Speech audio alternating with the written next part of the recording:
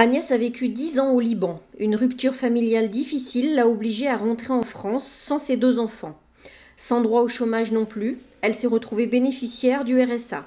Une fois que les problématiques sociales ont été avancées, à ce moment-là, Madame Morisson m'a dit bon voilà, maintenant je sens que ça va mieux de ce côté-là, je vous propose d'aller au club de chercheurs d'emploi, de commencer un peu la dynamique de recherche d'emploi, voilà, pour avancer quoi.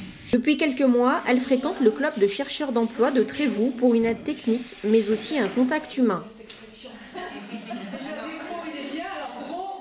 Alors déjà, j'ai trouvé du lien.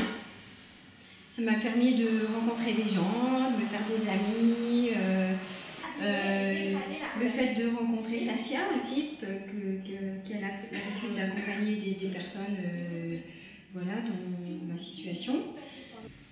Donc c'est vrai que ça m'a fait du bien de me dire bon oui, je suis RSA, ok, mais j'ai toutes ces compétences-là, j'ai tous ces diplômes-là, j'ai déjà fait tout ça dans ma vie. Donc de faire un peu ce bilan de tout ça et de voir aussi qu'il y en a d'autres qui sont comme moi, que je ne suis pas toute seule. Bon c'est un soutien. Sassia et les autres membres du club lui permettent de mettre en avant ses compétences, lui apportent un regard extérieur et revisitent avec elle son parcours pour mettre en avant tous ses atouts.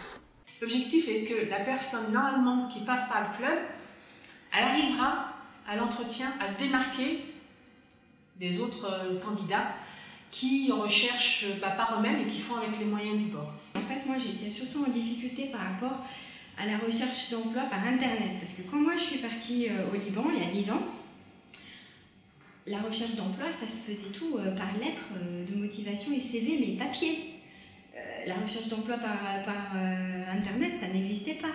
Internet ça commençait tout juste. Aujourd'hui, elle veut créer sa société de formation à une technique de communication non violente, la méthode ESPER.